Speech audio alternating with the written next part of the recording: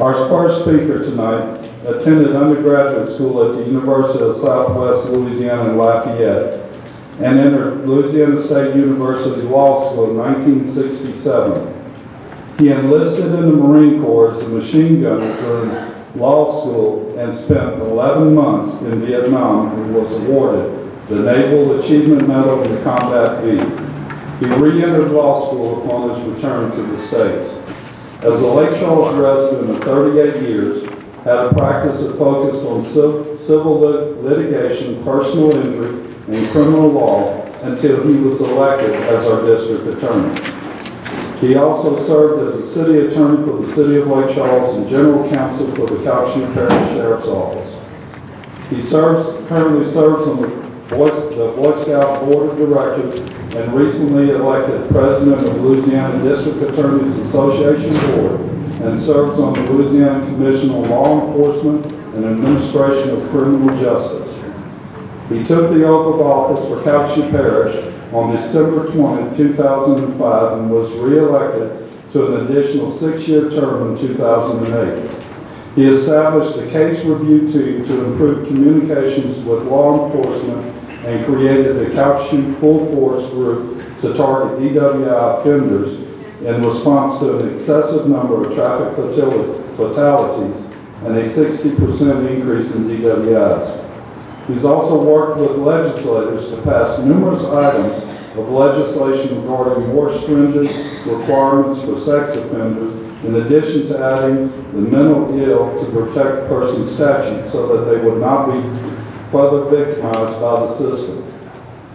He has been proactive and implemented an aggressive campaign to capture and prosecute online sexual predators.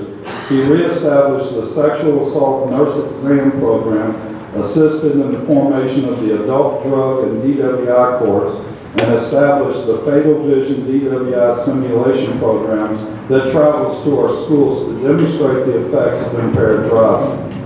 During 2006 Louisiana's legislative session, he initiated doctor shopping legislation to decrease the number of deaths from pain management, prescription drug overdoses, and young adult populations.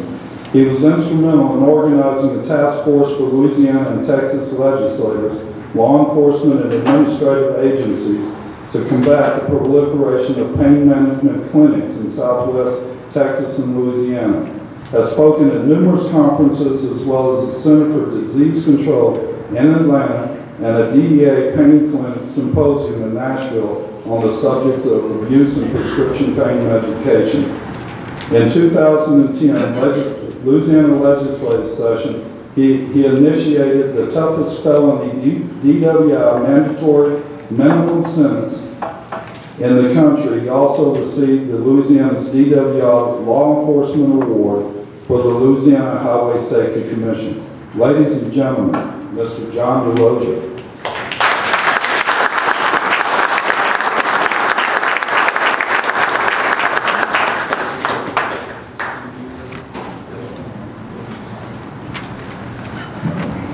Thank you very much. I think you had me confused with Tony Mancuso, but neither one of us is old enough to have done all that. First of all, before I start talking a little bit about gun stuff, let's ask you all a question. Isn't it great when you woke up this morning that you were in the greatest nation that God has ever created? You know, it doesn't get there and didn't get here by accident. A lot of good people gave their lives to make it happen. And I think we all owe the obligation to keep up that position and be part of a group that is proactive. I think that's very important. At the end, I'm going to get back to that a little bit. But let's talk a little bit about guns and gun control and that kind of thing. One of the things that I guess to start properly, I need to go back about a year into the legislative session in 2012. By the way, I have been off and on a member of the National Rifle Association. I'm not currently a member. Don't know if I'm going to join again, maybe later. Owner of the Lake Charles Gun Club. We have about 1,100 members. And I'm what I consider myself to be one of the strongest advocates of gun rights anywhere around here. and stronger than the National Rifle Association. And why do I say that? Because I don't get paid to do that. They get paid to support gun rights. I do it because I think it's the right thing to do. One of the things that concerned me about the NRA in the session last year is Article 1, Section 11 of the Louisiana Constitution has stated for many years the right to possess and bear firearms in Louisiana is an inalienable right that simply can't be taken away from us. And that supporting language. It also contained a sentence that said, notwithstanding the foregoing, nothing contained herein shall prohibit the state from regulating the carrying of concealed weapons. Very important. The bill drafted by the NRA and presented in the Louisiana legislature last year was a little bit stronger than the basic language that I quoted. It said the right to bear and possess firearms is a fundamental right that has to be protected basically at all costs. And any challenge to it or any new laws have to go through a process called strict scrutiny as opposed to simple determination of whether or not it's a good thing or a bad thing. Well, that language itself, the Louisiana Deed Association took a neutral position. There were two people that opposed that bill. I'll explain how and why in just a minute. We actually opposed that language. The district attorney from New Orleans, Leon Calcasieu, and myself. And we got up in front of the Criminal Justice Committee and said, we don't have a problem with the new language of the bill. It's stronger. We don't have a problem with that at all. Let me tell you what we have a problem with, guys, is we have a problem with taking out of the Constitution the right of the state to regulate the carrying of concealed weapons. Think about that for a minute.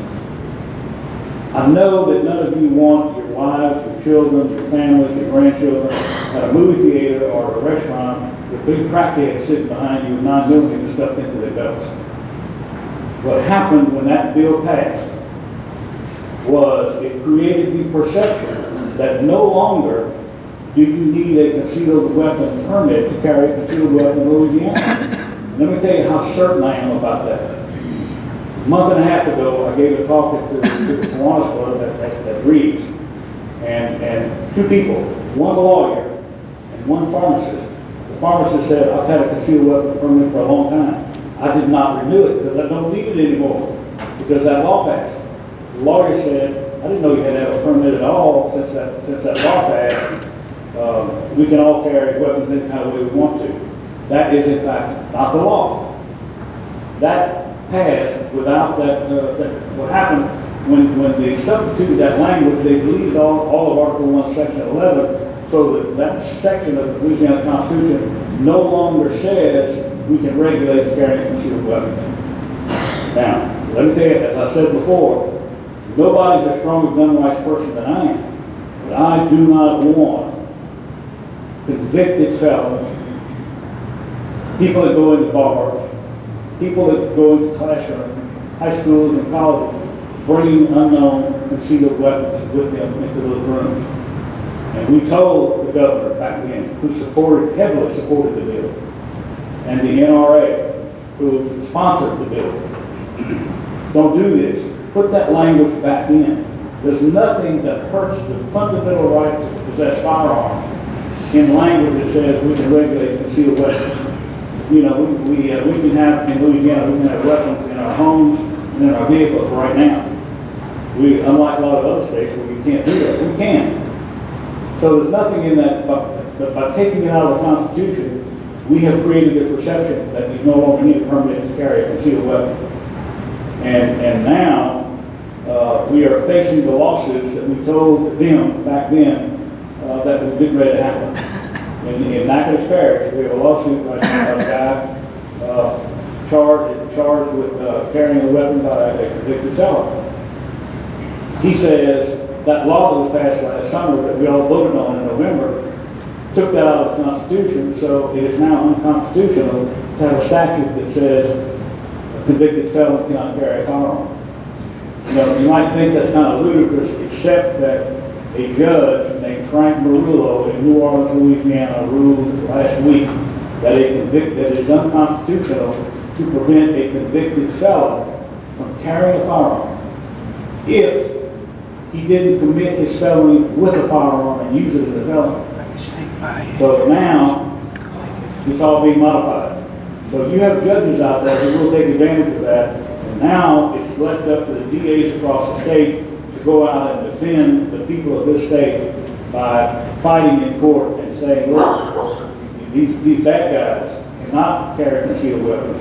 You can't bring guns into bars. We all saw what happened last week here in Lake Charles at a bar. An argument started in a bar. One man dead. So that is a critical thing. It's kind of a backdrop for us talking about gun control and you know, there needs to be some reasonable gun control. We're all gun people in here, and we should be. The fact that we were able to have firearms, the citizens, the private citizens of this country, basically keep this country free. Let there be no mistake about one thing. Freedom has always, and does today, ride on the leading edge of a bullet. When you think about it, that's what when it comes right down to it, that's what it's all about. If government doesn't do it for us, we have to be able to protect ourselves and our families. And that's what makes America as strong as it is. So, what we need to do is maintain that right, but at the same time, think about what we're doing here. Don't give the bad guys the right to carry concealed weapons. That just makes no sense. So, that's what started all the firearm discussions, and we voted on it, and I guarantee you that probably everybody in this room voted on that bill, and most people probably voted in favor of it last year. Because nobody explained to the voters of this state that you are taking that out of the Constitution and giving up the right to control concealed weapons. Enough about that, I don't want to dwell on it anymore. But it was very important, and it's going to continue to be important. I think there are a lot of people who are concerned about any federal bans on guns. Let me tell you that I know there was a lot of hype after that tragic and unfortunate situation. Most of us in here are parents. I can only imagine, and it brings a tear to my eye when I think about all those parents who had to go to that school and know that their kids were laying dead inside. I can't imagine anything worse than that. But we can't knee-jerk react to that, do something totally uncalled for and atrocious in response to even the most horrific event. Our response always has to be logical, reasonable, and rational. And that's what needs to happen here. I don't think you're going to see a whole bunch of new gun laws. I just don't think it's going to happen. I think when it comes right down to it, Congress realizes that you can't legislate good morals. You can't legislate proper behavior. You can sanction it if you can sanction improper behavior, but you're not going to legislate it. And we're not going to prosecute our way out of it. You know, banning assault rifles. How many assault rifles are there that are functional right now in excellent working order? Banning assault rifles will work to cut down crime 150 years from now. Because that's probably how long those guns are going to last, so that they won't function anymore. It's not going to do us any good right now. There's so many guns, handguns, and if you ban all the handguns and all the assault rifles, you still got hunting rifles and shotguns and hatchets and machetes and knives and everything else. You can't legislate that kind of thing and expect it to go away. That's just not going to happen. You can't prosecute your way out of it. You have to educate your way out of it. And that's what's going to happen with the issue with gun control is we're going to have to educate people on, number one, people who demonstrated lack of proper mental capacity to be able to possess firearms. Doesn't make it if it's a single shot or it fires 30 round clip. And really, if they have a 30-round clip, they'll use it. If they have one with a 20-round clip, they'll use it. If they have one with a 1-round clip, they'll use it. That makes no difference. So banning assault weapons, that is of zero ability.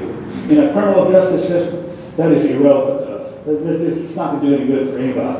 And anybody that thinks that that's going to make the gun problem go away is just kicking the can down the road, because it's just not going to happen. So I don't think you're going to see a whole bunch of that. You're going to hear a lot about it.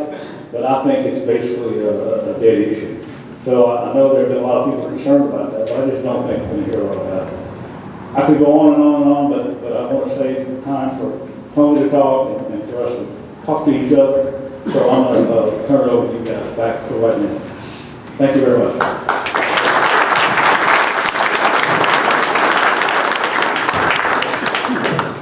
Thank you, Mr. DeRosier. Our next speaker began his law enforcement career as a deputy at the Calcasieu Parish Sheriff's Department in 1984. During his 13 years as a deputy, was assigned to the Corrections Patrol and Youth Division.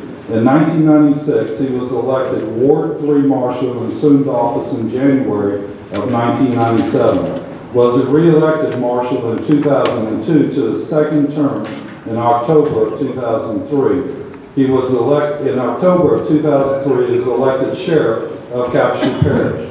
He assumed office in July 2004 and was re-elected in 2007 and 2008 without opposition. His law enforcement training includes graduating from the FBI National Academy during his second term as sheriff, Southwest Louisiana Regional Training Academy, Louisiana Sheriff's Association Civil Liberties School, Louisiana Drug Abuse Resistance Education School, Council for a Better Louisiana's Leadership class, FBI Law Enforcement Executive Development Program, and the National Sheriff's Institute. He also completed professional coursework in satanic worship awareness, patrol tactics, and public relations, and various other training seminars and classes. He started his career in law enforcement at the age of 20. And at an entry-level position working in the jail, he advanced through the ranks, and upon leaving to become the city marshal, he was supervisor of the youth division. As city marshal, he consistently redefined the standards for a productive, proactive, professional, and proud law enforcement agency. In his tenure as sheriff, he has brought the sheriff's office into the 21st century by obtaining state-of-the-art equipment, technology, and law enforcement resources, along with substantially increasing deputies' pay to ensure the retention of trained, qualified deputies. While facing many challenges during his 8 years as sheriff, such as Hurricane Rita, a quadruple homicide, and 3 line-of-duty deaths, has been instrumental in bridging the law enforcement community in Southwest Louisiana together to show a spirit of cooperation second to none in the country. He is a graduate of McNeese State University, earning a criminal justice degree, and has held membership with the Louisiana Sheriff's Association, the National Sheriff's Association, Lake Charles Optimist Club, and Sons of the American Legion. Serves as past member of the Domestic Violence Law Enforcement Task Force and the Governor's Advisory Board for Juvenile Justice and Delinquency Prevention. He has recently been appointed by Governor Jindal as a member of the Louisiana Law Enforcement Commission and chairman of the Highway Safety Commission. He was also elected by his Louisiana Sheriff's Association peers as the first vice president of the Louisiana Sheriff's Association Executive Board, and also serves on the Louisiana Sheriff's Association's Insurance Advisory Board. He has been involved in his community organizations such as United Way, where he served as the chairman for 2009. Boy Scouts of America as a board member, and Dixie League Baseball as a coach, and a board member. He also coached his children in soccer, baseball, and football. Is an avid outdoorsman who loves hunting and fishing. He is married to former Mickey Pruden, and they are the parents of Trey, 25, Mary, 22, and Morgan, 18.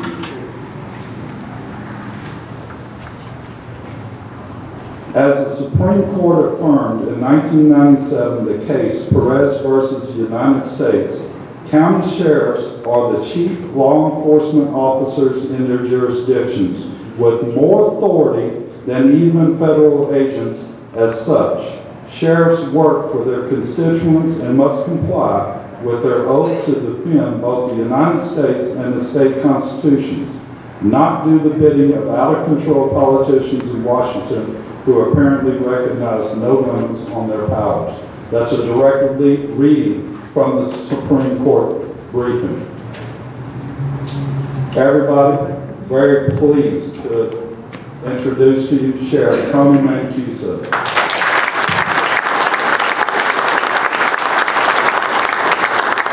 Don't be too impressed with what he read. I wrote it.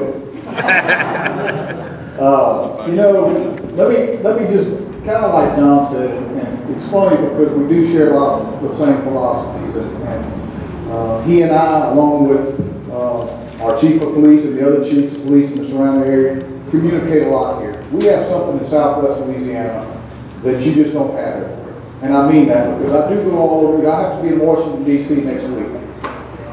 And you don't have sheriffs talking to chiefs. It's like gang members in Los Angeles. There's turf wars, and I mean that.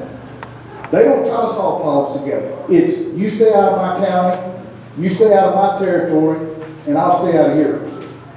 We don't have that here. I'm telling you, if I don't talk to John, I would say almost at least daily, for sure every 2 or 3 days about something. Every once in a while, maybe about hunting and fishing, but for the most part, it's not an issue. I probably talked to him 3 times today about a case that went to trial yesterday. I wanted some confirmation on it. I mean, we talk a lot. The chief of police, Don and I, the chief of Sulphur, I see the mayor here. All the area chiefs, we communicate here constantly about issues and problems that we have. Because you know what? It doesn't matter if you live in Starks or Ioway or South Lake Charles or Quincy, we all got the same problems. Our thugs move around, they're going to burglarize some part of our community and try to cause chaos somewhere, and then go back to their respective places. So we all deal with the same issue. But I know what we're here to talk about tonight, and I want to affirm what Mr. DeRosier said. Let me just put it to you simple, because I could talk on, and you know, I'm a very simple person. I'm your sheriff. I work for you. I have my beliefs, but I represent everyone. I represent Republicans. I represent Democrats. When somebody comes to my office, I don't ask them before they step in there, are you a Democrat or Republican or Tea Party or an independent? I work for you. Period. And I got to support and uphold our Constitution and our laws of our state. And that's what I'm going to do. I support gun rights. I support our Second Amendment, and I don't want to change anything. But I'm Tony Mancuso, the sheriff. I don't make the laws in Washington. I think I told somebody a while ago, that's what we need to pay attention to. Who we elect as our legislatures, who make our laws. Period. It's as simple as that. But I can tell you this. And this may just put it in a nutshell. As long as I'm sheriff, no deputies, nor myself will come to your house and take your guns. Period.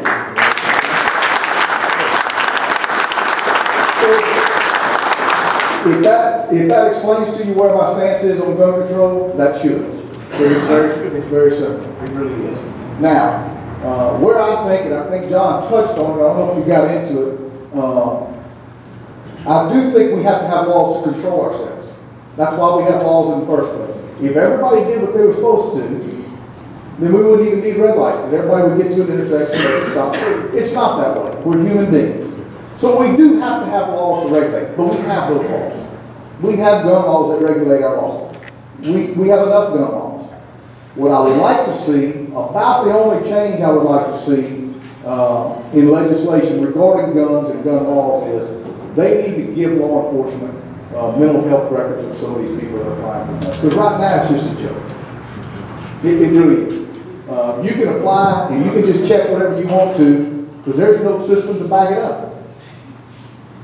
If they could give law enforcement that to look and see, you know, if this person mentally is capable of being able to carry a gun, then they're allowed to have a gun. And I believe anybody in the United States who's not a convicted felon and is a law-abiding citizen should be able to have any gun they want.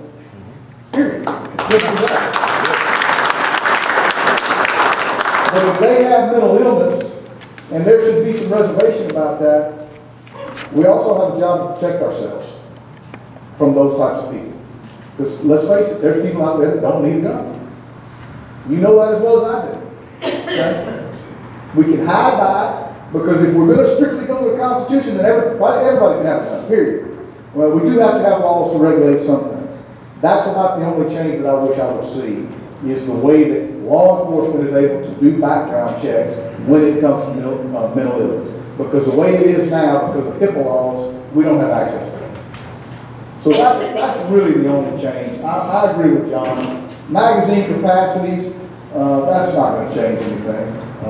I hunt, and you don't need 30 round magazines, because I've been hunting with I got an assault rifle. As a matter of fact, I got 3 of them. I'll buy some for this one. I can always use another one. I don't have a problem with that. But let's face it, and I got 30 round clips. But when you shoot that first, it's run anyway. So, I don't know that anybody needs that, but if they want that, that's what they like, and they're a law-abiding citizen, then they ought to be able to have it.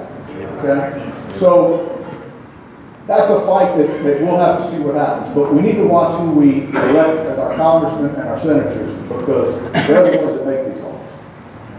Okay? Period. So that's what we need to pay attention to. But your sheriff's not going to go take your guns.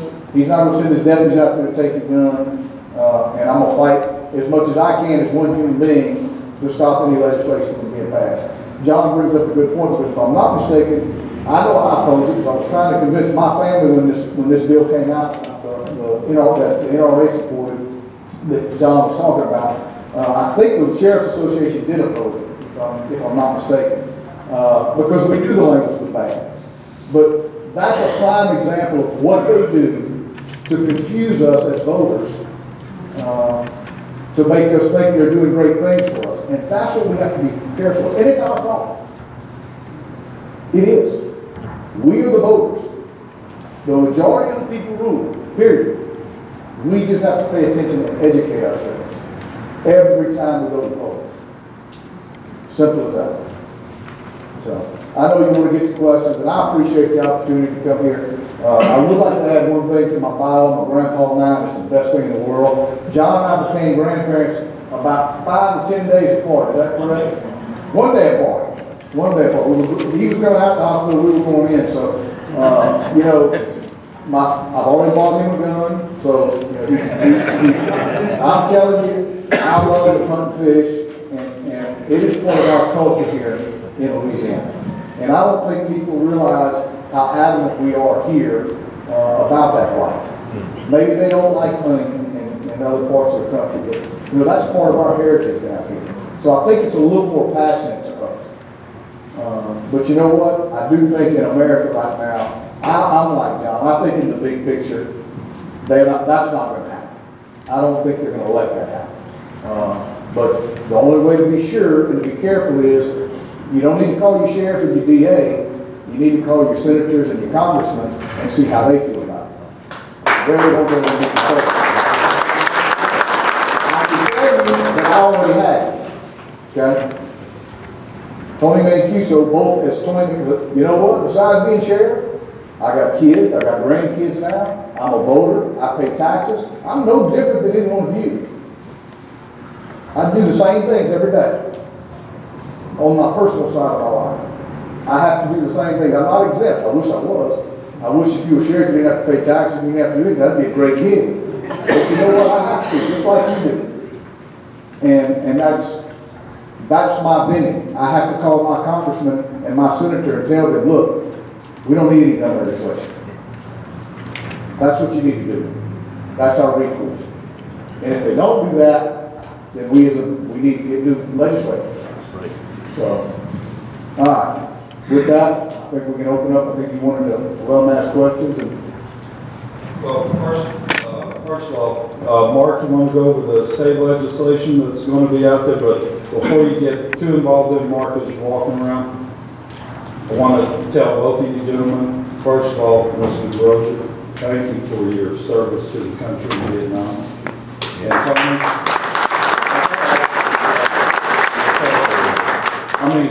I'm a guy that does math all the time. And I'm sitting here reading your bio, and it says that you graduated from the FBI Academy in your second term as sheriff. You would have been how old? Against 18 and 19-year-olds? It was tough. I would know. I'm 49, and that was in 08. I think I graduated in 08, is that what it says? Yeah? In 08, I went, so that was, I was 44. No, 45. Okay, people, 45 years old, passing the FBI Academy. Okay? And let me tell A you, lot of respect for Let me that. tell you what you do at the end of the FBI Academy. You run, he was a Marine, so he knows what I'm talking about. You have to go through a 7-mile obstacle course. It's not just learning in books, you also have to do physical training too. So I wasn't the only old, I wasn't the youngest, and I wasn't the oldest. But I'm gonna tell you, at 45, it was not, I was in the best shape I'd ever been in my life, but it was that part of it wasn't real fun. Well, you have my admiration and respect. I appreciate it.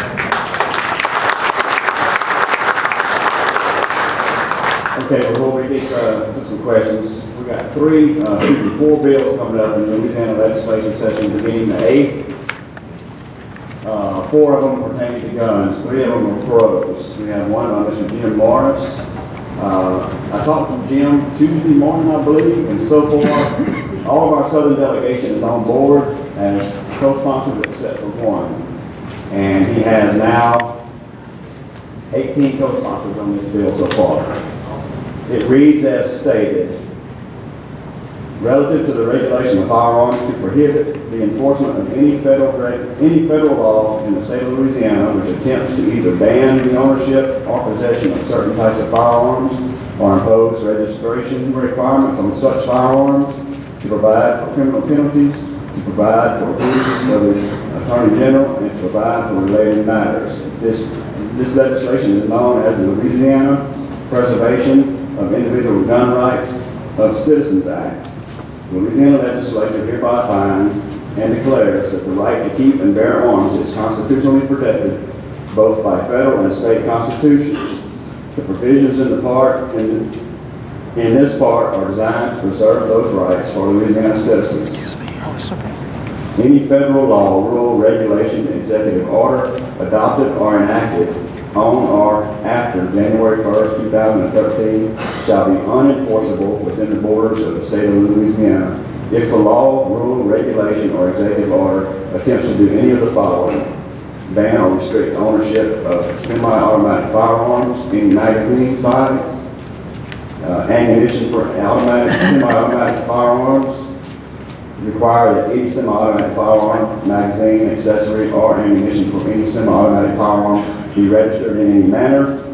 The provisions in this section shall only apply to semi-automatic firearms, magazines, accessories, ammunitions.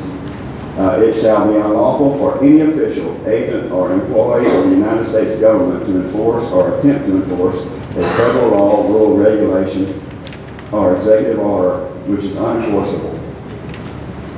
Whoever violates the provision of this section shall be fined not more than $5,000, imprisoned with or without hard labor for not more than 2 years or both. Pertaining to the Attorney General, the Office of the Attorney General of the State of Louisiana shall defend any Louisiana citizen who is charged with possession or ownership of a semi-automatic firearm, magazine, accessory, or ammunition for such firearms in violation of any federal law, rule, regulation, executive order, which is unenforceable as provided. That is House Bill number 5. House Bill number 6 by Representative Schroeder, be enacted to, relative to the crime of carrying a firearm or dangerous weapon on school property. You're going to love this one, Tony. I think they already have it anyway. Provide with respect to the carrying of a firearm or dangerous weapon by a law enforcement officer and to provide for related matters. It is hereby amended and reenacted as follows: carrying a firearm or dangerous weapon by a student or non-student on school property or at a school-sponsored function in a gun-free zone, and the provisions of this section shall not apply to a federal, state, or local law enforcement officer. And House Bill number 8.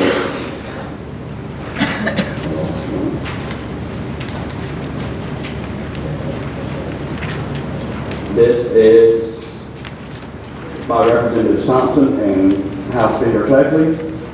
The act relative to concealed handgun permits to prohibit the release, dissemination, or publishing of information with respect to concealed handgun permits, to provide for exceptions, to provide for criminal penalties, and to provide for related matters. Statewide permits for concealed handguns, applications and procedures, and the definitions thereof. Absence of a valid court order requiring the release of information, it shall be unlawful for any employee of the Department of Public Safety and Corrections or any law enforcement officer to release any information contained in the application for a concealed handgun permit or any information regarding the identity of any person who applied for or received a concealed handgun permit issued in this section. A person who violates provisions of this subparagraph shall be fined not more than $500, imprisoned not more than 6 months, or both. It shall be unlawful for any person other than an employee of the Department of Public Safety and Corrections or law enforcement officer to release, disseminate, or make public in any manner any information contained in the application for concealed handgun permits. And the last bill is House Bill number 4 by Representative Martin, and she is asking that, relative to any firearms and weapons, to create a crime of unlawful storage of a firearm, to provide for criminal penalties, to provide for definitions, and to provide for related matters. It will be unlawful for any person to keep or store a firearm in any place unless the firearm is secured in a locked container or equipped with a tamper-resistant trigger lock, cable, mechanical lock, or other safety device properly engaged so as to render the firearm inoperable. You may as well throw it in the river. Upon first conviction, whoever violates the provisions of this section shall be fined not more than $300. Subsequent conviction is $500 and imprisoned for not more than 6 months. Provisions of this section shall not apply to any person who is carrying a firearm on his person or is using a firearm. For the purposes of this section, firearms means a pistol, revolver, rifle, shotgun, machine gun, submachine gun, black powder, or assault rifle. This bill right here basically says your weapon, unless it is on your body, has to be in a locked box, unloaded, with a chain around it, down here at the bottom of this lake. Personally, when I carry a weapon, it does no good if it's empty. That's right. Correct? Agreed. That bill, This bill will take back to me. I don't think so. But the other 3 bills, when they do get into committee, I'm going to come back to y'all because we're going to be pushing and working with the committees to get these bills onto the House floor. They have a lot of support already. And they will have 1 or 2 corresponding Senate bills to go along with them. Thank y'all.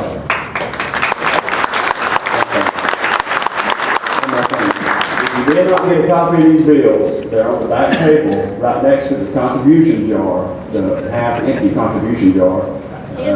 We do appreciate all your contributions. It pays for our room, our time, this nice equipment. Thank you. Thank you, Mark. Okay. I'm going to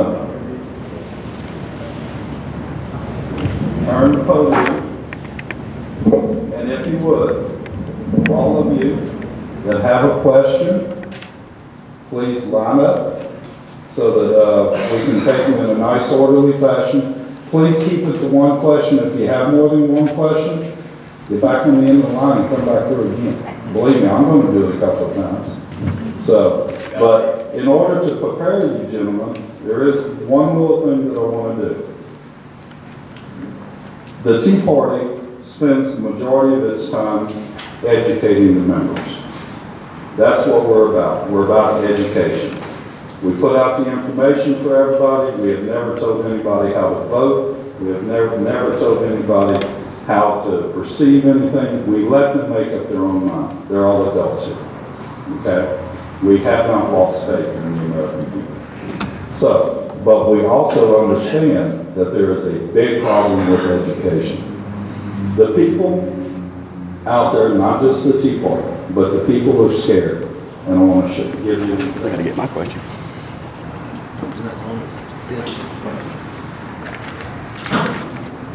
I walked in my office one morning, and sitting on my desk was this. Okay, it's a 30-round clip for an AR-15 or an M16, FN 2000. I mean, there's a multitude of rifles that this clip will fit. It is a universal military spec 30-round clip. It was sitting on my desk. Couldn't figure out why was it there, where did it come from, or anything else. I asked around there, everybody, hey, did anybody put this clip on my desk? Well, they all looked at me and said, no, I didn't even see anybody carrying it.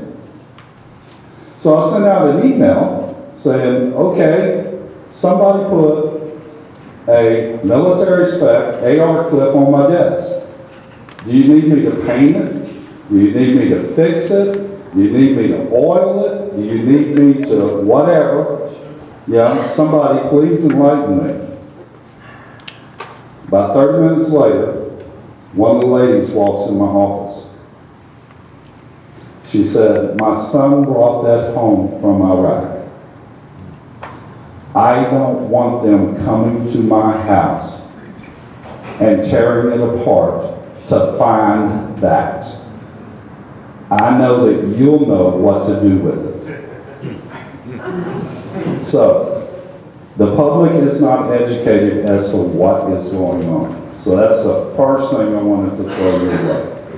And that was a perfect example of it, right there. She was afraid because her son had left a 30-round clip and it was there. And they were going to tear her house apart, find it, and drag her out.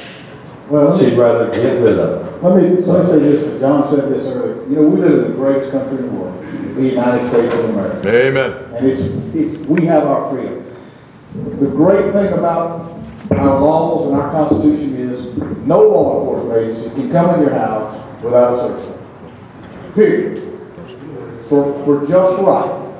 There's some exceptions, but they're not going to come in to get a gun, period. Unless the laws change, as it stands right now, and that's what I said earlier, that's your job as citizens to pay attention to that. Okay? As we have plenty of laws right now that govern our guns and regulate what goes in and out and who can buy what. Other than convicted felons, even machine guns. If you go through the proper licensing, there's still machine guns that a citizen can buy. As long as you go through the proper states.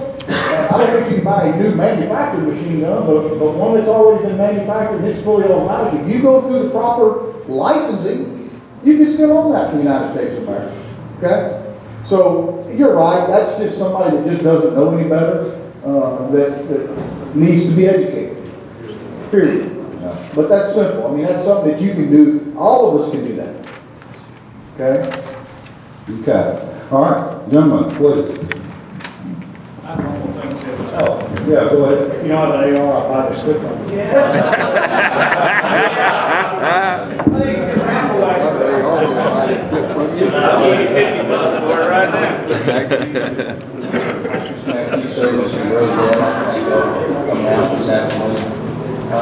Standing here listening to both presentations, I respect everything y'all are saying. I wanted to take notes and jot some things down, but really and truly the questions I have would probably be here all night, so I'll try to make it simple. A statement was made about the sheriff more or less being the ultimate authority in an area. We respect the job you've done thus far, same as the DA. We obviously respect both offices. Looking at some of the things that are transpiring or taking place through the country, I think Utah is a fine example. 37 or 38 sheriffs within that state sent a plain message straight to Washington. Hey, no, you're not coming here. If you come here, try to take our guns, go into this lady's house who was worried about a 30-round clip. I understand that's a miseducation. People are so paranoid right now. I think that a clear message needs to be sent from the people that we elect. And I wonder, if possible, if the sheriff's office would take that stance, do the same thing that 37 out of 38 sheriffs in Utah did, other states around the country. I could tell you more of them. Well, let me tell you this. Let me put that simple for you. Because I'm just telling you, I think that they're grandstanding. And let me tell you why. Because unless the laws change in the United States of America, the Constitution, nobody has the authority to go in your house and take your guns. So my point is, I said that a while ago, the sheriff is not going to come to your house. I have no authority to do that. Unless you break the laws. And as the laws are now, so we have to stop. That's the grandstand. Sure, I can get up and say that. It means nothing. If they change the laws in Washington, then you know what? Tony Mancuso takes an oath to uphold the Constitution. So if they make the Constitution that you can't have guns, I'm just going to quit being sheriff.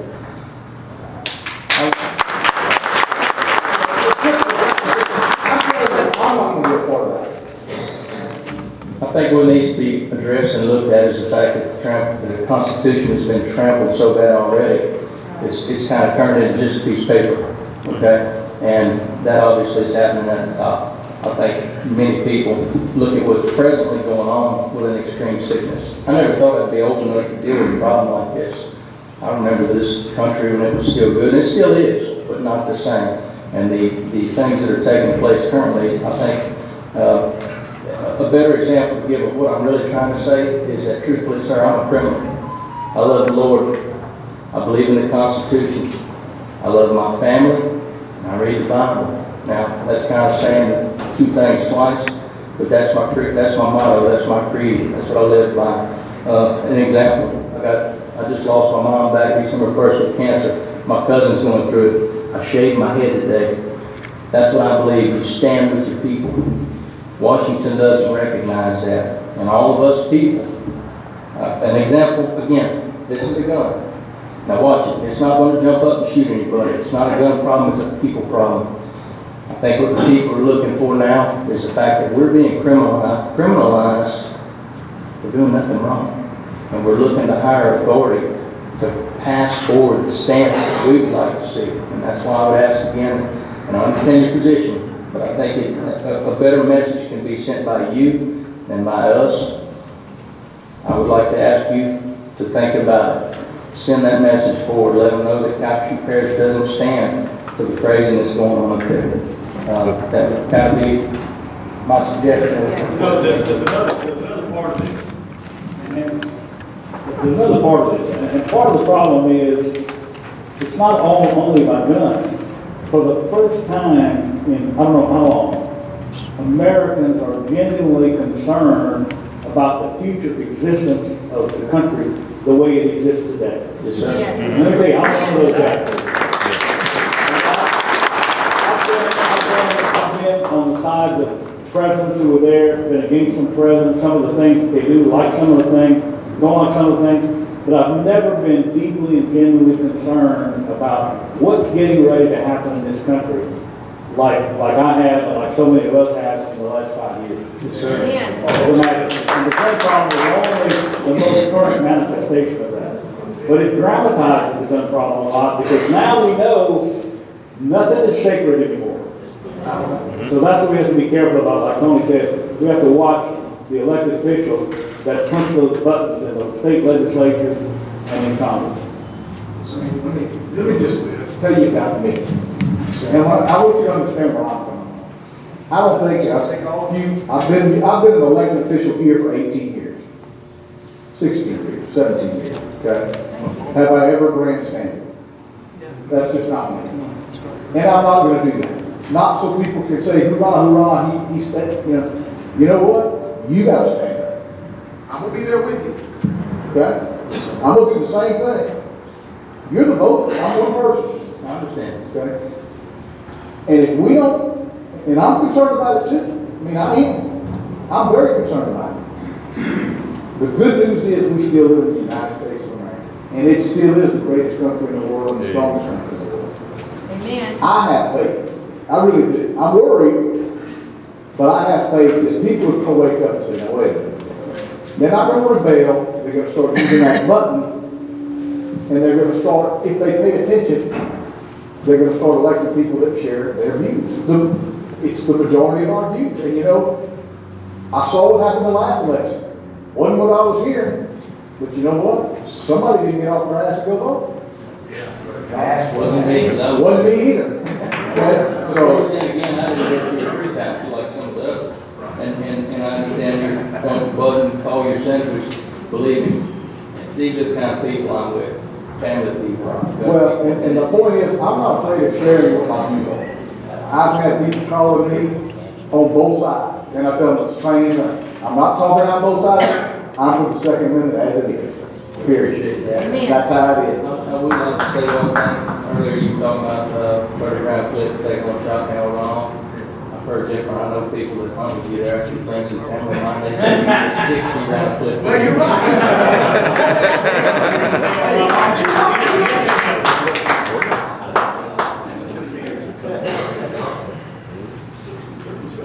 I totally have you on.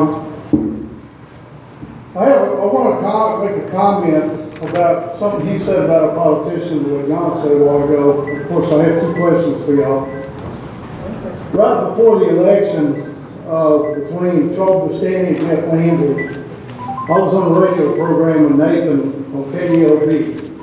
Nathan invites me once in a while because I watch politics and I also look at legal issues and stuff like that. I have a paralegal degree. My question to Charles Bustani was that we hear on the news and we hear on the internet or read on the internet about all these executive orders that this president's been issuing, which he is usurping his power through executive orders. I would like for you to give us your legal comment on executive orders and how you feel about it and what your opinion is. And then I'm going to go back to the line to ask my second question. Somebody put me on the spot. First and glad I'm not a lawyer. I don't profess to be an expert on executive orders in the federal system.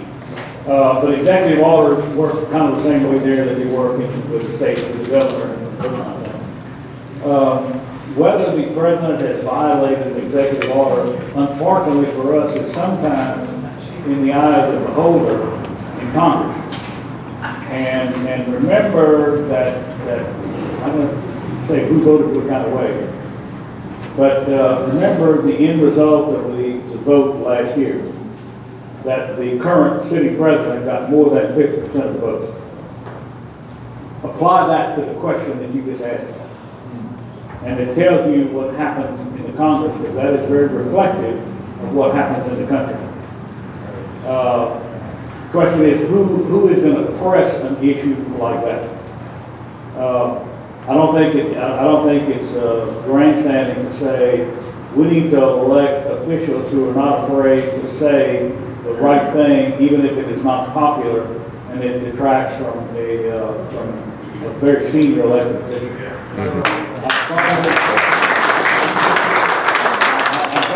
I don't think you're going to find, however, a whole lot of people, elected officials, particularly in Congress, who will step up to the plate and do that, to challenge it. It just doesn't work that way. Now, let me be very quick to say, we have the greatest form of government in the world. That's right. Amen.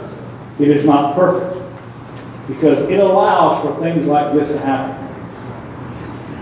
But before we say the whole system is not worth a hoot, let us remember what it's like in Afghanistan and Iraq and in a lot of those countries in the continent of Africa and South America. It's not perfect, it's the best we got. Do things get swept under the rug? Damn right they do. Happens all the time. Doesn't make it right. Can't answer your question any better than that. That's the way it is in Washington, D.C. And, you know, if you say it any different from that, you're not being truthful, because it gets swept under the rug, because there are bigger issues. People are afraid of the president. You know, the president of the United States carries a big stick in Washington, D.C. And there's a lot of elected officials who bow to that, just like they are in Louisiana relative to the government. That's the way it is. I wish I could make it better.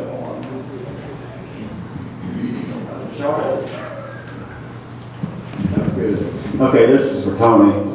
Is it safe to assume that the majority of the officers in our local area, or even our 5 parish area, go through your training, or do they, like maybe Lake Charles, do they have their own academy? Everyone but the state police, and they haven't had an academy in hopefully 5 years, go through our training academy. Yes, sir. All our local officers go through the county parish. That's correct. So we can also assume that they are schooled on Louisiana legislation as far as gun rights. Yes. As far as concealed carry, and open carry. And Yes. such. Yes. Okay. One more thing, I guess we're returning to the road. Concealed carry. You said last year's law kind of took that away from us, or kind of hid it. Actually, no, it doesn't. Last year's law did not impact concealed carry. You still have a right to go get a concealed carry permit. Right. You still have the obligation to get a concealed carry permit if you want to carry a concealed weapon. Now, you can walk around Lake Charles all day long with a pistol strapped to your hip in open sight. That's not illegal. Anyone can say Louisiana. But you still have to have that concealed permit if you're going to carry a concealed weapon. Right.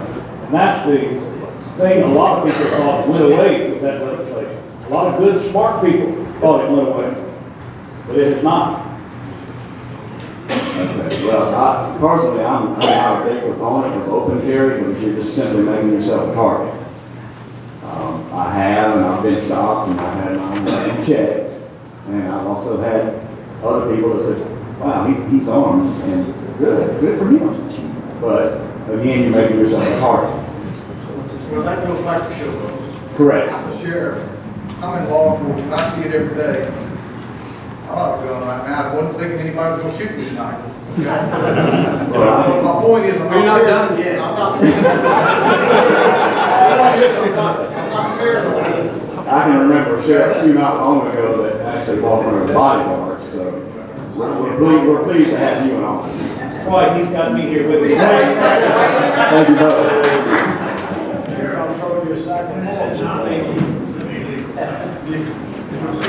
You can't bring it into a bar. There are certain times you can have, it is illegal.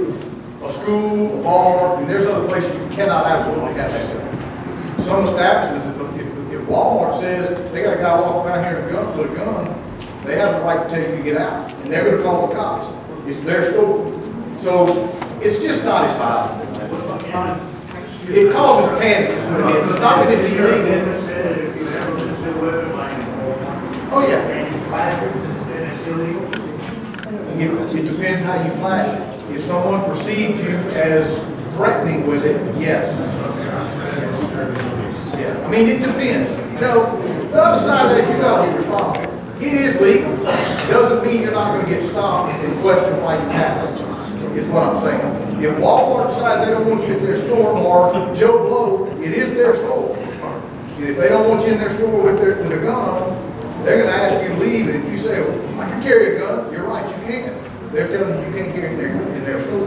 They have the right to Just happened in Lafayette. So, just keep that in mind. What I'm saying is, it causes more problems sometimes than it's worth. But if that's what you want to do, you do it, you know. And the deputies know what they're doing.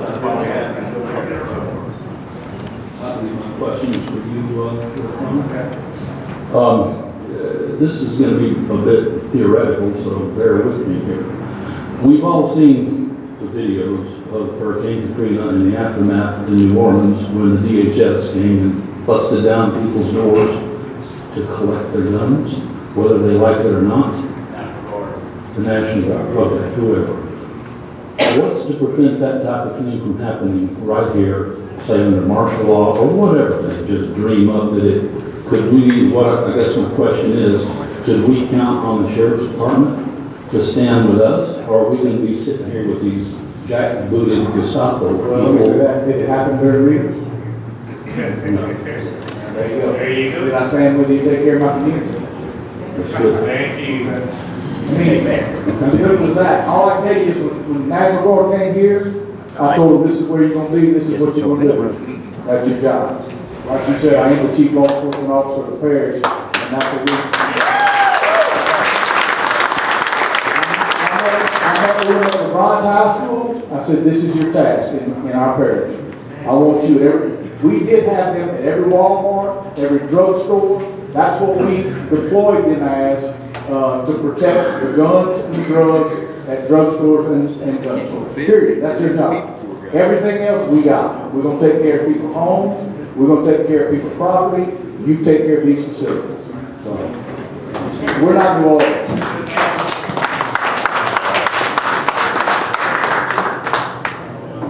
Tony, John, long time supporter of you. I remember when you first ran for sheriff, your dad. I want to start just touching on a couple things you said in your remarks. First off, when you said that, made the statement that you don't ask someone what their party is when they come in, that you represent everybody. You don't care if they're an extreme liberal, left-wing Democrat, or a right-wing Republican. You're going to treat them the same. And I just want you to know that for those of us on the right, which I would imagine most of us are, first off, it's courageous to come in and say that to a partisan crowd. But second of all, I want to say that those of us on the right, that's one of our highest principles, that equal application of the law, fair treatment. I wish we had that in Washington with our highest law enforcement officer. So I'd like to just, if I could just give you a round of applause. I think that's what we want to hear. When we do that, we don't care what you vote either, because that's your job. And I also appreciate that you're a law enforcement officer. You're not a politician. You don't make laws. But just to follow up with what the first gentleman said, and you said you've sworn to protect the Constitution, also, clips that hold many rounds, and you related it to hunting. And, I just want to point out that the Second Amendment has nothing to do with hunting. Right. And so when we talk about, and I'm not pressing you to make a statement, but when we talk about, we'd like to hear law enforcement officials say, I'm going to support the Constitution, not just some law that they pass. Because I think that's really what the other ones are saying. They're saying, unless they, go through the amendment process and revoke the Second Amendment, that's the way they're going to handle it. So I appreciate that you sworn to uphold the Constitution and not just whatever law, even though I know that is your job. So, but my question is, and I apologize for speech buying, but my question goes back to something else you said. And John, I'd like to kind of hear from you on this as well. When we talk about mental health, and that being something that law enforcement needs to have access to, mental health records, and that when people go through background checks, that's going to be a big one. I just like to point out that that's a big, wide, gaping hole. Mental health is very broad. It's not like felony, because a felony, you've had due process. You're going through the constitutional process. So I just want to know if either of you have thought through the implications of Congress passing a broad law that says mental health. I mean, 80 million people have been had Prozac. So I agree with you. And that, I don't have the answer, and I don't know that anybody, I'm saying that's what I would be open to when I mention that. And you're right, they got to be very careful with that. Because if Joe Blow, you could have had somebody who went through a terrible divorce and had a mental breakdown, but yet has, gone past that, and we're not talking about that. I think what we're talking about now, but you're right, you do open a window there. And I don't have, that's why I'm not a lawmaker, okay? Because I don't have the answer to it. I'm saying if we're going to change, the gun laws are fine. But I would like to have access, and I give an example. What just happened with this last mass shooting. Here's a kid who struggled with mental illness his whole life, okay? That's what I'm talking about. If somebody knew that, let me say this. If somebody had known that it was his mother's guns, I don't know if they'd have stopped that anyway, okay? There is a certain amount of violence that's going to happen no matter what laws we have and what we do. An ambush is an ambush, and let's be perspective about that. If somebody walked through that door right now and just started shooting, There ain't a whole lot we can do except attack him and try to stop him. Okay? And that's just the facts of it. Okay? And it could be somebody that's never broken the law before. So, it is what it is. And we're never, ever as a society going to stop it. It's been going on long before. So, to answer your question, I do know that we opened a can of worms. And that's why I think we need to really study it and look at it and not, I think you said this, not knee-jerk react to this. And that's what everybody's doing right now. They're going nuts. And we just need to, they're scared. We just need to stop as a community, as a nation, and that's what I meant by grandstanding. We don't need to do all that. We need to just stop for a minute, take a breath, and look at really study this instead of just, and that's what happens. People want something done, they change the law, and we find out it's stupid. Okay? Or it's not written, it's written poorly because it was in haste. That's my view. Unintended consequences. I think everyone agrees that someone who is psychotic doesn't need a weapon. But I'm not a doctor either, I'm still just sheriff. And I can't determine that. I'm saying, if we're going to do something, forget the law part. We got plenty of law. Let's look at how people obtain guns. Okay? Those of us that are law-abiding citizens, I mean, let's face it, a felon can go to the store and check off everything properly. They still don't check all that. They're going to approve it right then. If it's not something that's, you know, the point is they can lie on that. They can put that they've never been convicted of a felony. They can lie. Okay? So, my point was, there's got to be a better system than what we have. Something that has teeth in it is my point. If that makes sense. Yeah, you know that there's actually already some legislation that not gun legislation that talked about guns, and that is one of the provisions in the Obamacare, the medical package. That's right. You're probably aware that there's a provision in there that says medical providers cannot seek and distribute any information relative to guns from any of the people they include. I think that say that would include people with mental illness. So they're actually, psychiatrists, for example, are prohibited from sharing that information with any licensing agency. So, but there is an easy way to do it, to start. You know, I can't tell you a fix-all deal, but to start, the forms we all fill out to buy a firearm could contain a couple of extensive questions about mental illness. Most people who have psychiatric or mental illness problems that are not getting ready to commit crimes will look at that and say, yes, have you ever been treated for mental illness? A lot of those people who could otherwise have problems down the road once they get guns will say, yes, big flag. They're willing to lie about it, knowing that on the bottom of that thing it says, if you falsify this document, you're going to prison. So there's a way to start the process. You know, it's going to involve a lot of time and effort to determine how do you handle mental illness. We already have a question on that same form. I think it's 4473. I think they still call it that. Are you buying this firearm for yourself or for somebody else? It's illegal to buy one for somebody else. So you got to stretch that a little bit more. Like this boy's mother bought the firearm for him. The guy who shot the fireman. The lady next door bought the gun for him, knowing he could not legally buy the gun. That's the kind of thing we need to stop in our tracks. Right. If I could just add that we might start by thinking about it every time we use such a broad term, mental illness. We might think about it by saying we're going to say this diagnosis. You know, I'm not a psychiatrist, but whenever we use broad terms like that, we open up for interpretation. And before you know it, you have some board of somebody deciding. I just didn't think into it that far. I'm saying if we're going to change, it doesn't need to be the gun law. It needs to be who, when they do go buy a weapon, are they worthy of having a weapon? Why do you think we have an age limit? We know a 14-year-old or a 10-year-old doesn't have the mind capacity to, so it's the same principle.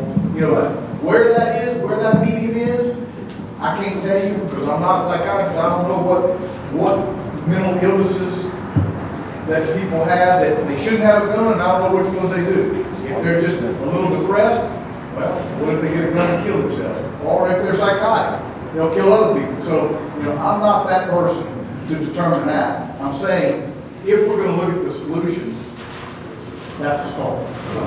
Thank you for your answer. Okay? Okay, our guests have places to be here in about 30 minutes, or less than 30 minutes, so we're gonna put you on time. We're gonna put the guests on the time. How about that? Okay, let's go. Mr. Mancuso and Mr. DeRosier, I would like to thank both of you for being here today. And I really appreciate your qualifications and all the efforts you put into your life. If our children in this state could aspire to your qualifications or equal qualifications, this state would be just even more exceptional than it already is. Mr. DeRosier, you were talking about the amendment number 2 for the second constitutional amendment regarding strict scrutiny. If our right to keep and bear arms is fundamental, as you've alluded to, why should it be up to the court or a judge to practice strict scrutiny? Doesn't that preclude my fundamental right to keep and bear arms? It shouldn't have anything to do with the court. Well, you're assuming that the fundamental right means that anybody and everybody can possess a firearm.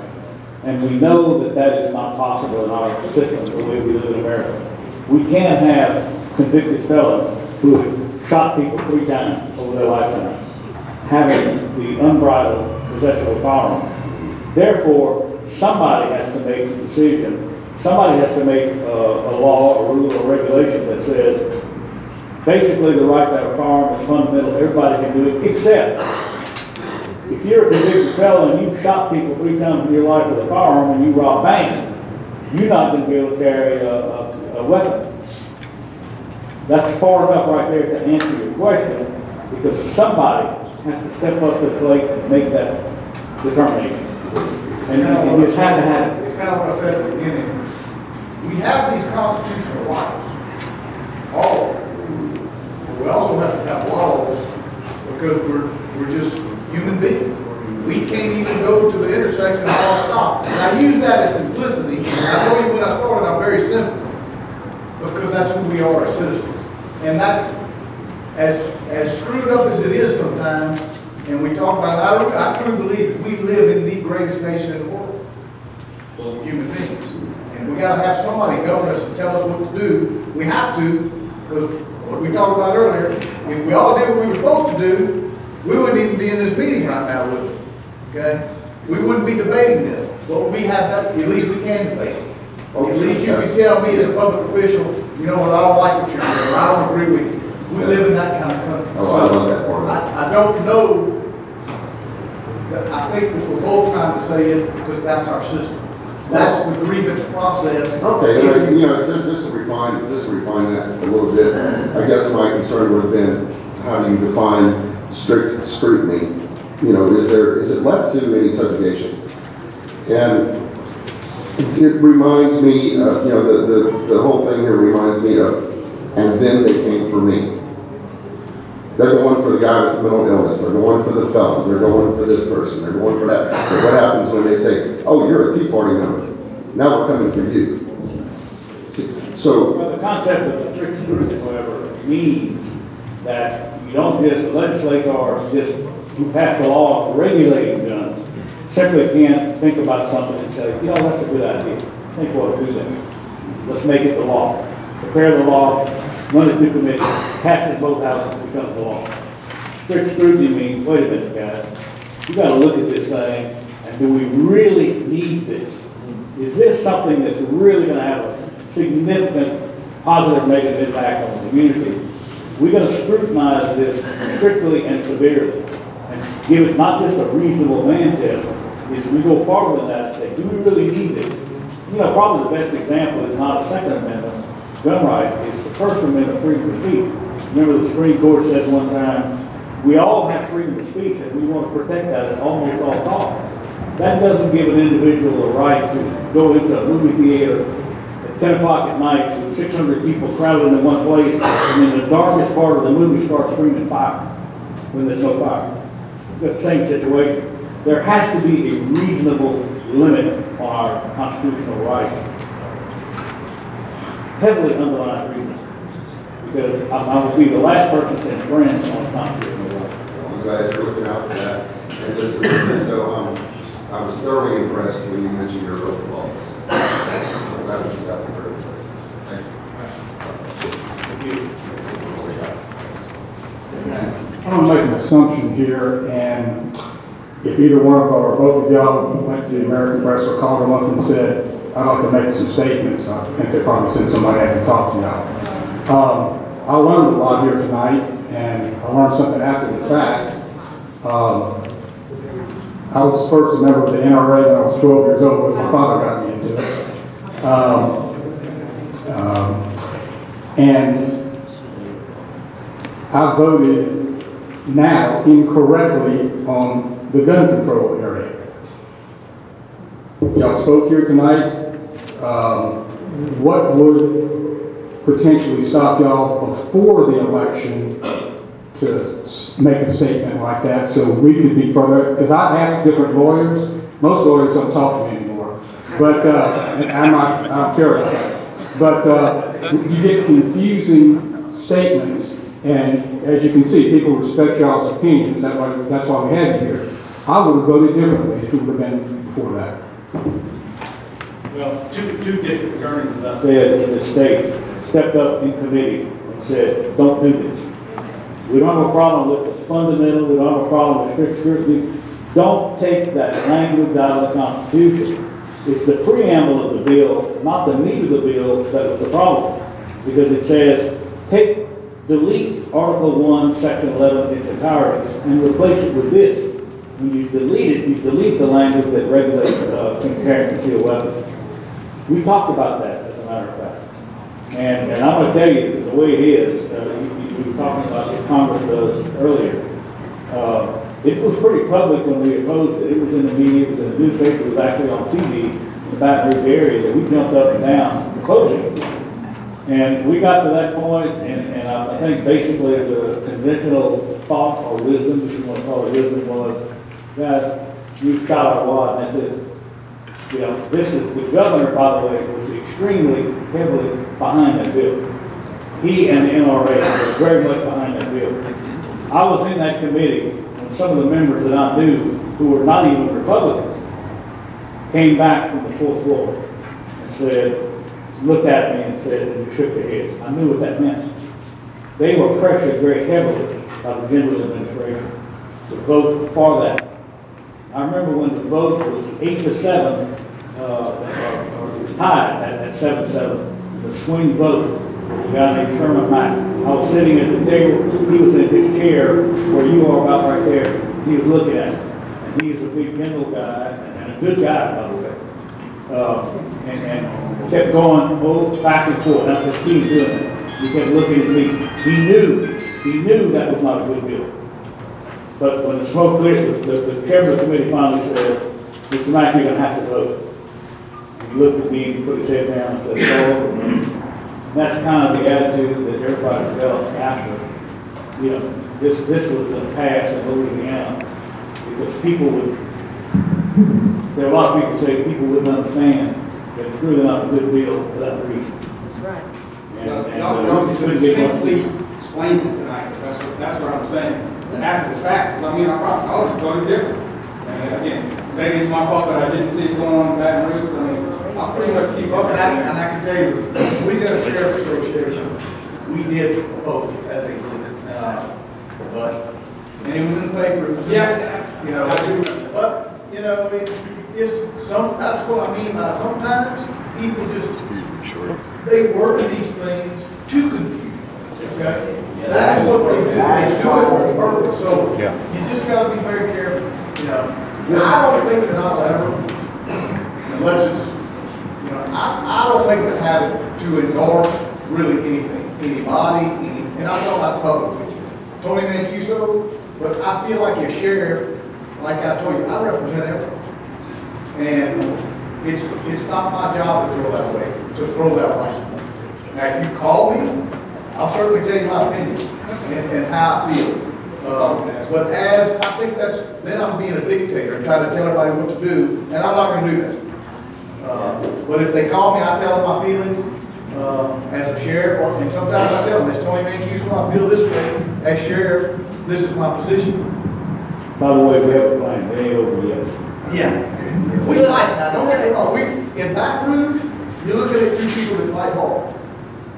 He is the president of the Louisiana District Attorneys Association. I will be the president in July. We have a meeting, I'll be in Washington. That's one of the things we talked about today. It's funny that my memory is short, I couldn't remember what we talked about, but he called and said, hey, we got a meeting next week. I said, yeah, I'm sending a representative, I can't be there.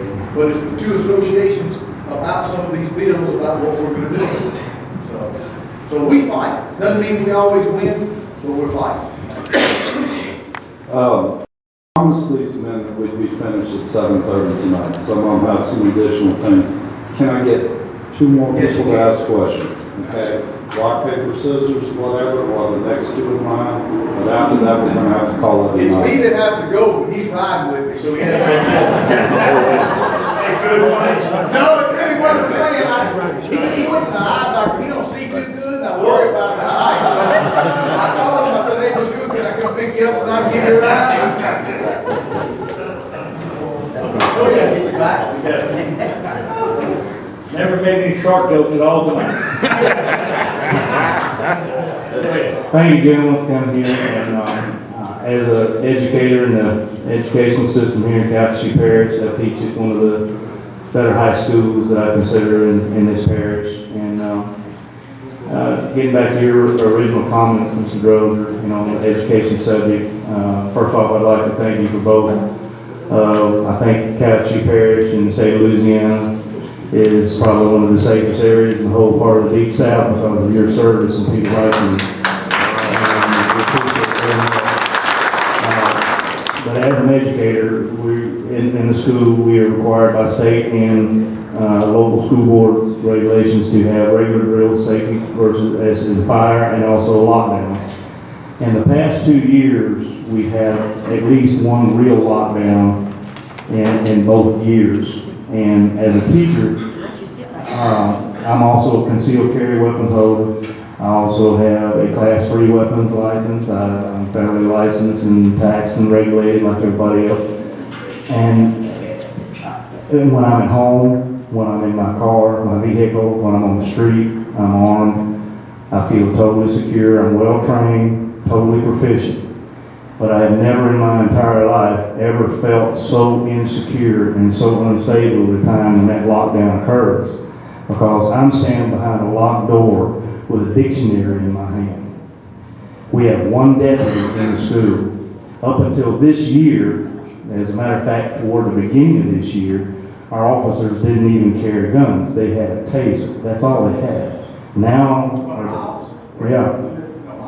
Well, I mean, I've never saw that. At the beginning of the year, I didn't see a weapon. I saw them carrying tasers. I didn't see There's no deputy to be in your school out there. Well, anyway, that all being said, we only have one deputy, and in that school, none of the doors are locked now.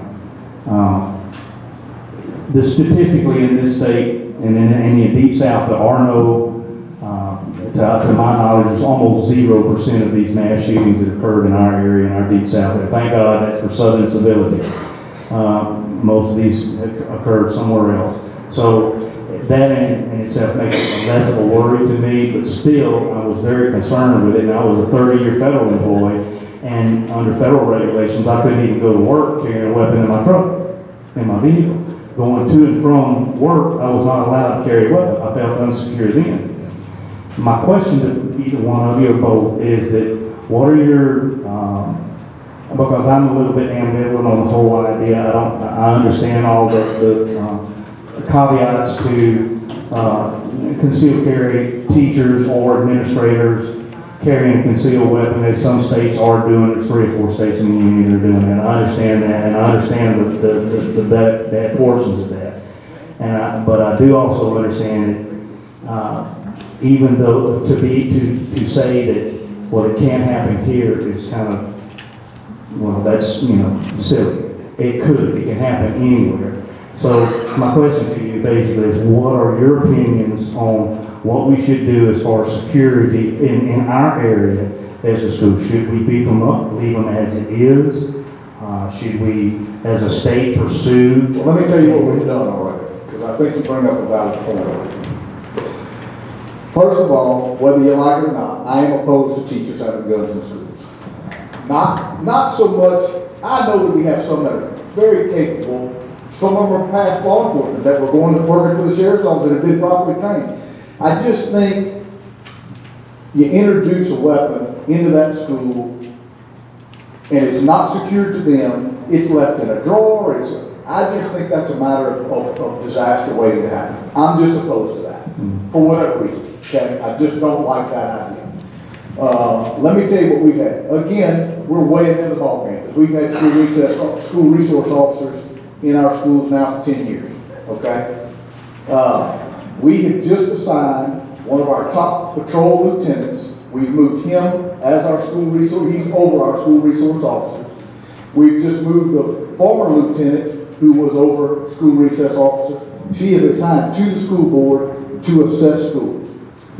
The problem is, and you know, nobody's going to like this, and I don't like it, because I don't want to raise taxes. I went to the public one time to raise taxes for what I needed, and I told them I'll never be back. I did it. Leave me with what I have, and I will not come back to you. I'm going to manage with what I have if you give me this. And they did. And I'm going to be content with that, and I am.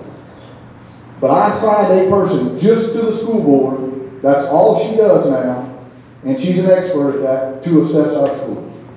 The problem is, good Lord, these schools were not built for security. They were built to educate our kids. Okay? So we have a problem. Who's going to pay for this? When we come back with this assessment, who's going to pay for this? Okay? That's going to be the next debate and the issue. So we have great schools that were great in their time, but they were not built for security. So we're going to come back with our assessments to the school board, and that's going to be their decision tonight. Okay? We're just going to guide them and tell them what we think. But it's going to be different. Because some of these schools, I mean, you take a school like, well, really any of them, other than the new school at the 9th grade wing and maybe a couple new schools, they were not built for this purpose. The doors were open for all to come. It's school, it's safe, that's what it was meant for, okay? So this is not going to be an easy path, and this is not something that's going to be taken care of quickly. I don't know if that answers your question from my perspective. I'm just against teachers having guns in schools, and we kicked it around. It's not that I didn't think about it. I went to the school board and I said, you know, here's our options. And that is one of the options. You know, let's train a few in each school that we know can handle this, but I'm not for that. And I told them that too, but I'm not for it. But if that's what the school board thinks we need to do, then I'm going to do it with you. I'm going to stand with you, but I'm just not for that. That's just not my beliefs, okay? Tony Mancuso, and I told you before, I'm going to tell you whether you like it or not. I ain't going to tell you what I truly believe in, so. I kind of have to agree with Tony. One of the things I'm concerned about is you have a lot of experience, as you indicated, with firearms. Some teachers might be able to get concealed carry permits and get certified pretty quickly. But when you are confronted with another individual with a firearm, perhaps already fired a shot, to say the least, you may have, if you do that, you're going to have some female teachers. And there's nothing wrong with female teachers being certified with guns, as long as one of them not my wife. But the problem is, regardless of who it is, when the shooting starts, I want to be sure that the children of Calcasieu Parish and anywhere else in the state are protected rather than a free-for-all break out and bullets start flying all over the place. And that's kind of the way I feel about it. Qualified people, I don't have the slightest problem, but I don't think it could just be like in Vietnam, the 651. I agree. You don't want people who've never seen the stress of a firearm and a firefight, for lack of a better phrase. Let me tell you, that's a traumatic thing for people, especially if you've never been involved in it before. So you know, I understand the concept, and it's one way to deal with the problem. And if the school board wants to do that, I'm like Tony, I'll go along with the deal, but I don't think it's the best resolution. I agree because I trust myself, but I don't know if I trust Mary Sue down there in the English department. That's the, I hope that answers your I question. wouldn't want her to shoot me in the state, so I agree with you, and I agree with you. I was just still concerned if that's not our option, do we increase the police presence in schools? Well, we have done that. That's what I'm saying. We're taking those steps now. We're not knee-jerk reacting. We're not there yet, but we're working on it. That's right. I told you what we've done now. I took my lieutenant who was in charge of it and put them at the school board. She works for the school board now. They pay half her salary, I pay half her salary. I did not know. Her only job is, well, it's because we don't grandstand. I didn't do it to get publicity. I did it because I want to protect our children. Okay? Her job and the school's job is to go out to these schools now, and that's going to take a long time. I mean, we got what, 35,000 school children in our parish, and probably 100 schools if you count all of them. I don't know how many we have. I should. Shame on me. I know we got blueprints to every one of them, and we're working on plans. I mean, we have plans, but I'm saying we're working on the plan of the plan now. We know that we got to do something, but we can't just knee-jerk react, start spending money and wasting it, and we're just not going to do that. Agreed. So we're gonna methodically go through these schools. We're gonna make suggestions and see what we need to do. Thank you, Jim. Yes. Tony and John, I've met both of them on a couple of different occasions. I am now taking on a task of printing a newspaper with 3 editions, American Patriot News. It gave me great confidence to hear from my sheriff that he's not going to come into my home and attempt to disarm me or to confiscate my weapons. And I had that reassurance from my local sheriff in Bell City, my deputy, and it gives you great comfort. But what I'd like to do is to be able to quote that. I have a 1-page section for Calcasieu Parish where we carry nothing but the truth. I'm not going to embellish what your comment was. We can all trust that every citizen in Calcasieu needs to know our sheriff is going to stand with the Constitution of the state and our nation. Great comfort in that, and thank you, sir. Yeah, would I have your permission to quote you? Thank you, sir.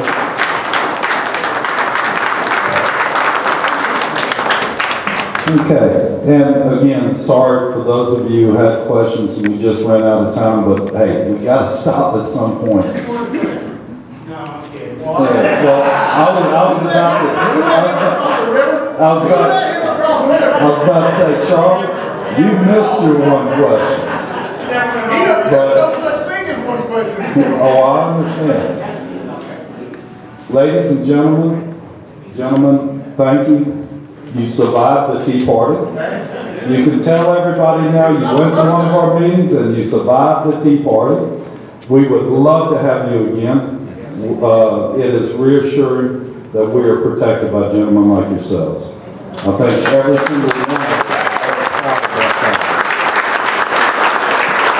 I do have one question though, because I'm sorry, you said it. When is the assessment going to be finished? I don't think it's ever. When's your preliminary assessment? Because the reason why I'm asking, We just decided probably 4 to 6 weeks ago. I don't remember when it was, when it officially went. So you gotta understand that for each school. I can't. okay, because, Hopefully by the start of next year, they will have, we can confidently, keep in mind, we have blueprints of all schools. We've had that. right, We have a plan. It's the deal, what's going on now, let me, real quick to tell you, because it's a massive undertaking. We have schools are not easy to, they're not built for protection. There's so many entrances and exits to our schools, they were not built for that. So the only way to do it, you can't, you as a taxpayer can't afford to put a deputy at every entrance at every school. You think the Tea Party got riled up, you take the expense of what it would cost to do that, it would route anybody. Okay? Because that's the biggest part of my expenses in the sheriff's office. It's the biggest part of his expenses that we did, is people. Okay?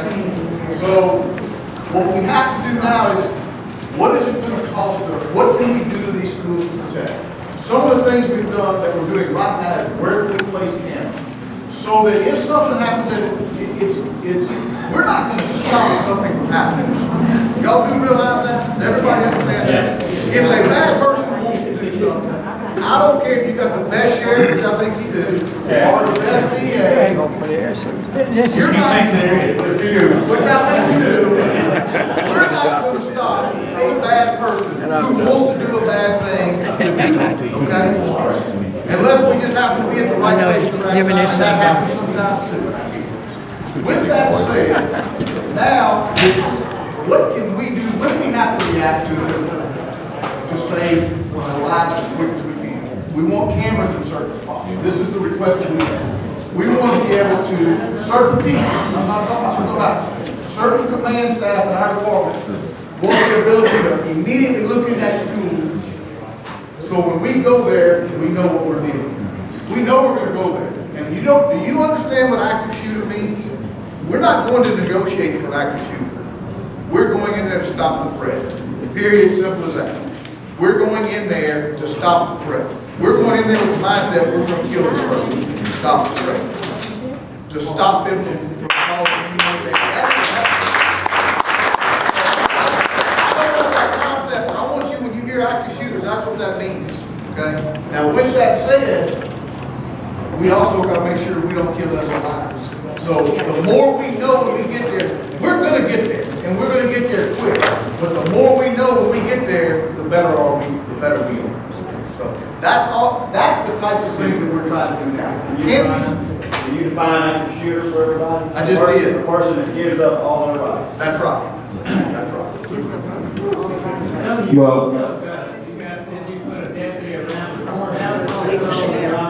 Yes.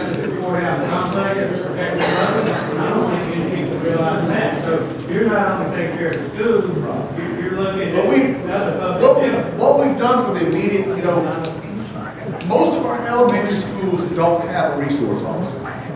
But here's what we did. We have their officers at the school, okay, that go teach. They're not there all the time. So what we did was, we told all of our detectives, all of our patrolmen, anybody that drives a vehicle at the Calcasieu Parish Sheriff's Office, and we have about 500 of them.